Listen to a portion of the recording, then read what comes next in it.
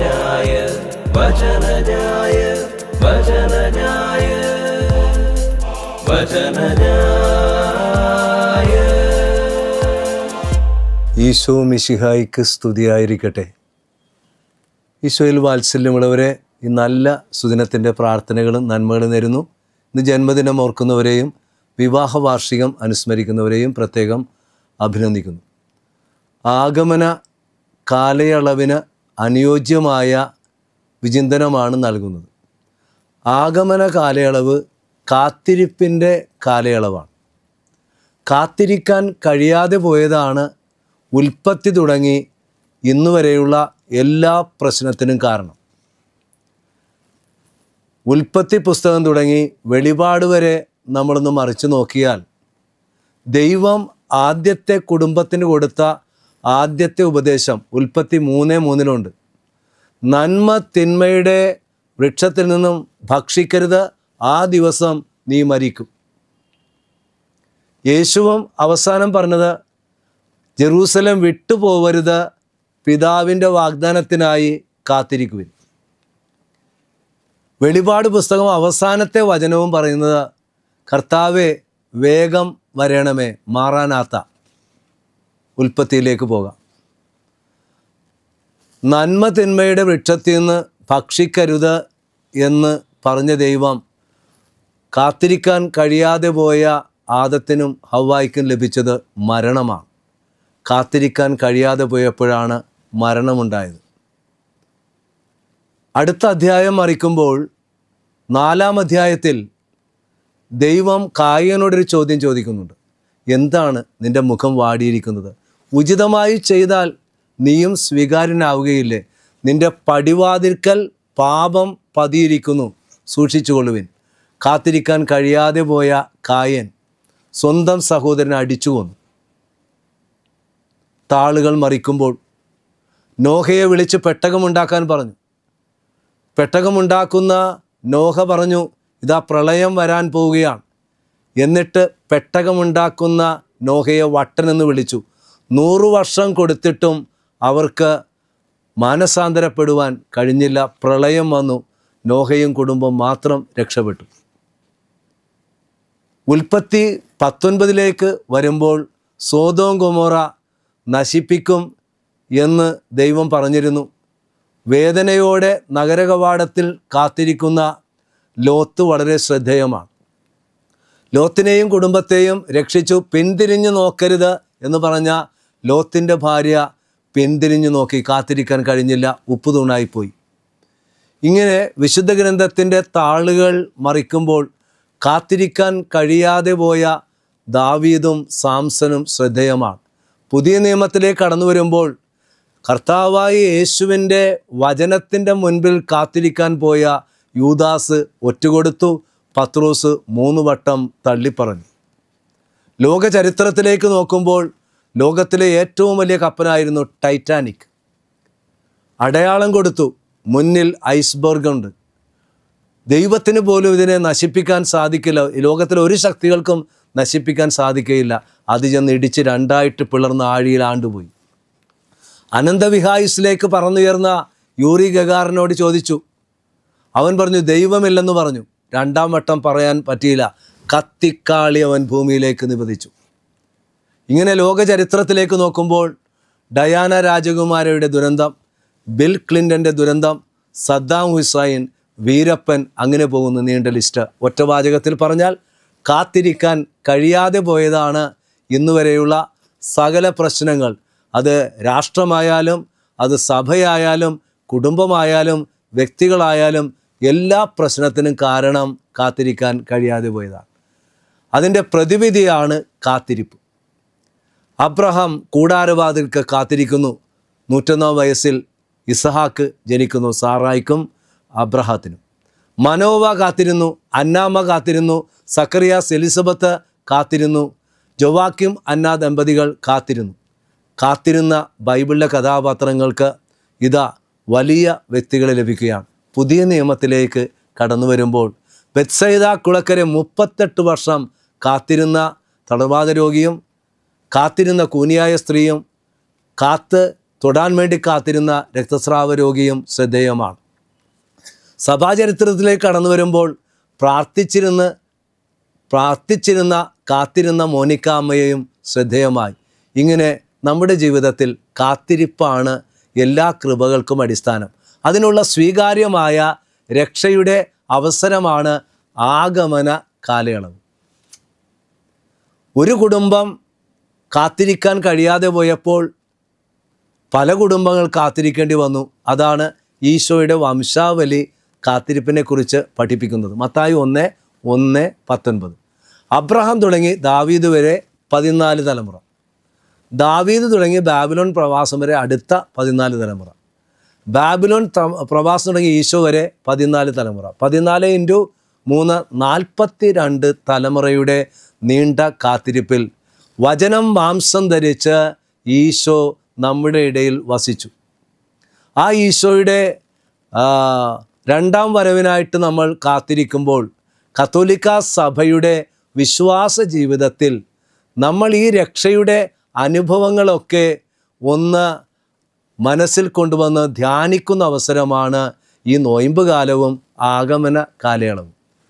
ക്രിസ്തുവിൻ്റെ ജനനത്തിന് വേണ്ടിയുള്ള കാത്തിരിപ്പ് ചരിത്രപരമായിട്ട് അവിടുന്ന് പിറന്നു കഴിഞ്ഞു. ഇനി ഈശോ പിറക്കേണ്ടത് പുൽക്കൂട്ടിലല്ല, നമ്മുടെ ഓരോരുത്തരുടെയും ഹൃദയത്തിലാണ്.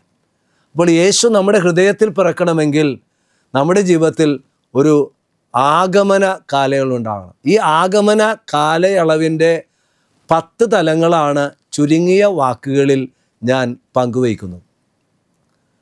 ആഗമന കാലയളവ് അടയിരിക്കുവാനുള്ള അവസരമാണ്. ഒരു കുഞ്ഞ് പിറക്കണമെങ്കിൽ, ക്രിസ്തുമസ് സംഭവിക്കണമെങ്കിൽ മറിയം മാർച്ച് 25 തുടങ്ങി ഡിസംബർ 24 വരെയും കാത്തിരുന്നു. 9 മാസത്തെ മറിയത്തിൻ്റെ കാത്തിരിപ്പിലാണ് വചനം മാംസം ധരിച്ച് ഈശോ പിറന്നത്. ക്രിസ്തുമസ്. നമ്മുടെയൊക്കെ മാതാപിതാക്കളും അങ്ങനെ തന്നെയല്ലേ? നമ്മുടെ മാതാപിതാക്കളും പ്രത്യേകിച്ച് നമ്മുടെ അമ്മ അടയിരിക്കുകയായിരുന്നു. 9 മാസം 10 ദിവസമാണ് മെഡിക്കൽ സയൻസ് അനുസരിച്ച്. ഇനി പക്ഷി മൃഗാദികളിലേക്ക് നോക്കിയേ.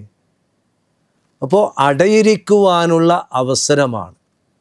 നമ്മൾ ദൈവത്തിൻ്റെ വചനം മനനം ചെയ്ത് നമ്മൾ അടങ്ങിയിരിക്കണം. ഈ ചുരുങ്ങിയ കാലയളവിൽ നമ്മിൽ ഒരു ക്രിസ്തുമസ് സംഭവിക്കാൻ. ഇനി അതുമായി ബന്ധപ്പെട്ടതാണ് ബാക്കിയുള്ള 9 കാര്യം. അടയിരുന്നത് കൊണ്ടായില്ല, അടങ്ങിയിരിക്കണം.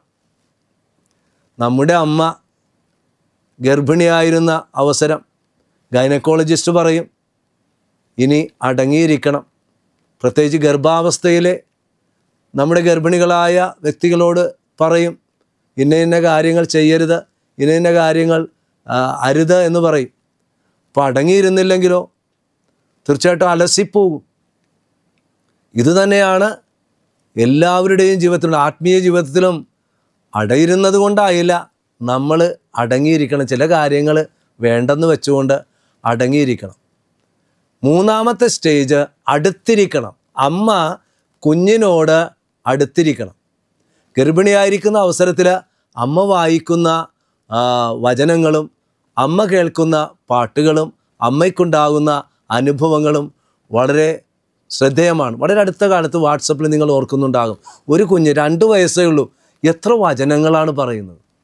ആരോ അഭിമുഖം നടത്തിയപ്പോൾ ആ സ്ത്രീ പറഞ്ഞു, ഞാൻ 100 പ്രാവശ്യം ഒരു വചനം എപ്പോഴും ഇങ്ങനെ റിപ്പീറ്റ് ചെയ്യും, ഗർഭപാത്രത്തിൽ കേട്ട് പഠിച്ചതാണ്. എനിക്കറിയാവുന്നൊരു വൈദികനുണ്ട്.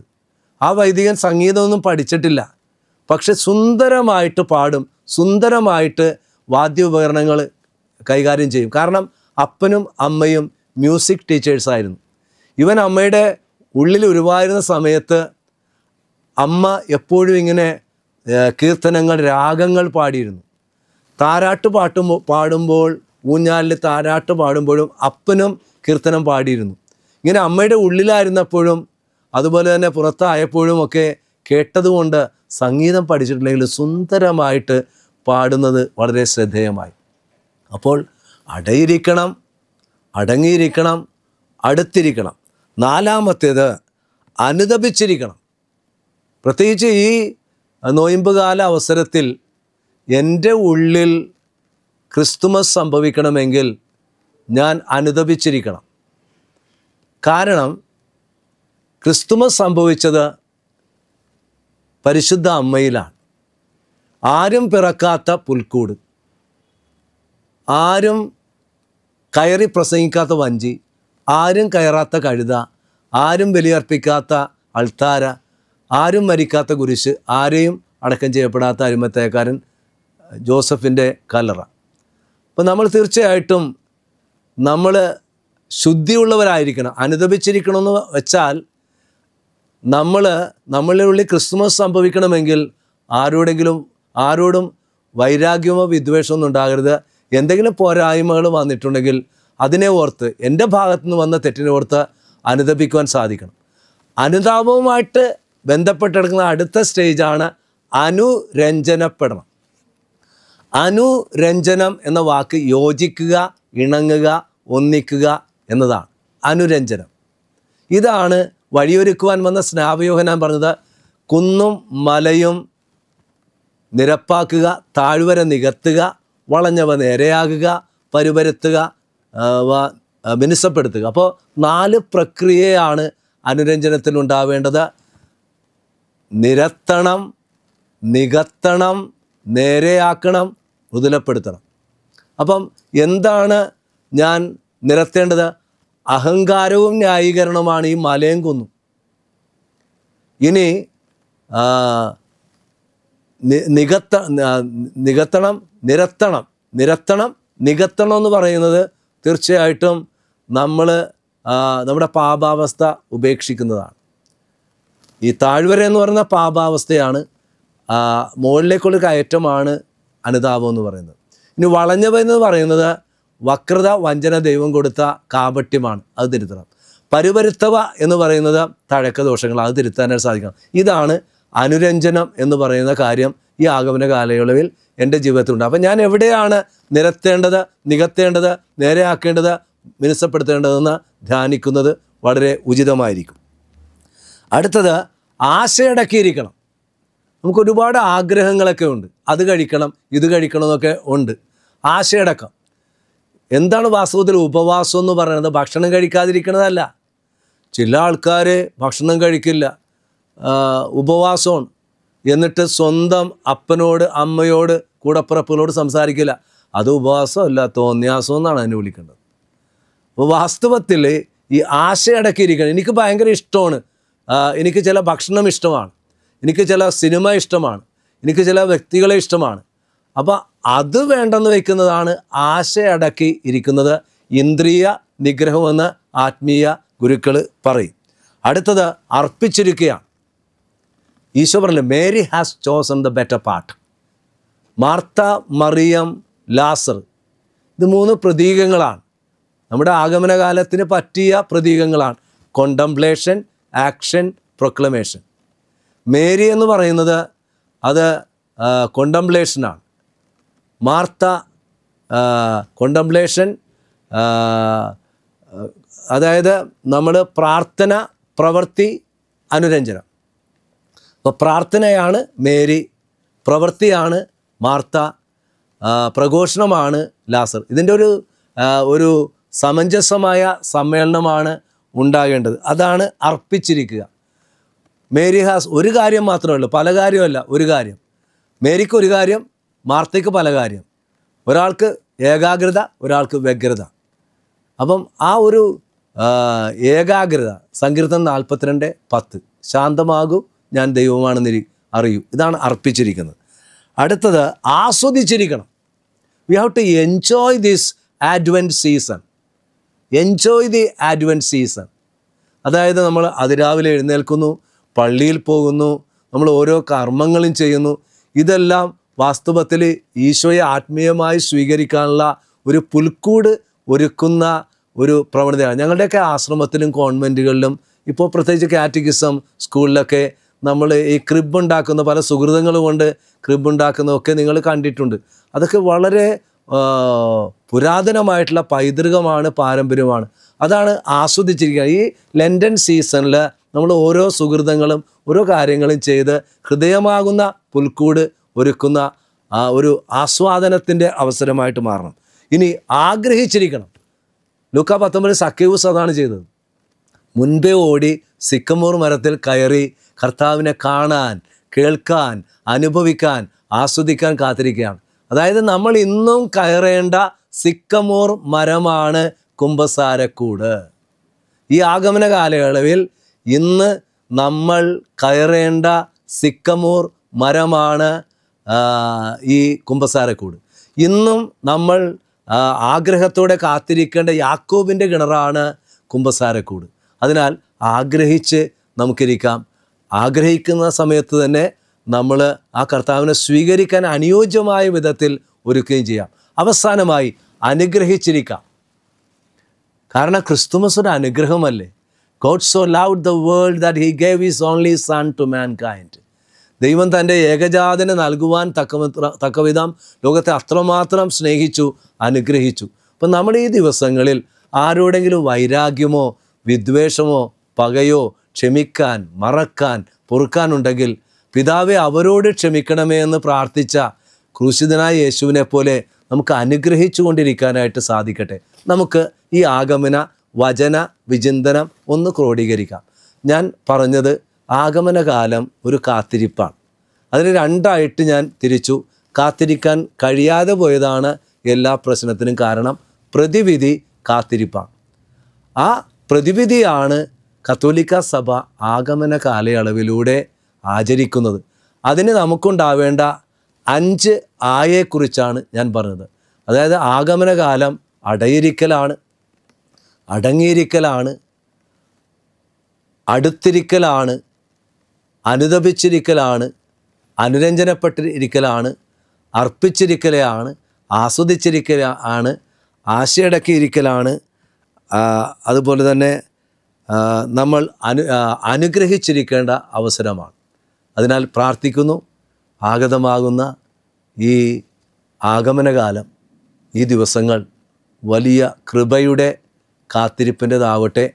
അങ്ങനെ ഹൃദയമാകുന്ന പുൽക്കൂട്ടിൽ ഉചിതമായി ഈശോയെ സ്വീകരിച്ച് നമുക്ക് ക്രിസ്തുമസ് നൽകുന്ന സന്തോഷം, സമാധാനം നമ്മുടെ ജീവിതത്തിലും നമ്മുടെ കുടുംബത്തിലും സമൂഹത്തിനും നൽകുവാനായിട്ട് ഈ ചിന്ത നമ്മെ അനുഗ്രഹിക്കട്ടെ. എല്ലാവർക്കും നല്ലൊരു ആഗമനകാലം ആശംസിക്കുന്നു. ദൈവം നമ്മളെല്ലാവരെയും അനുഗ്രഹിക്കട്ടെ. ആമേൻ. വചനജായ വചനജായ വചനജായ വചനജായ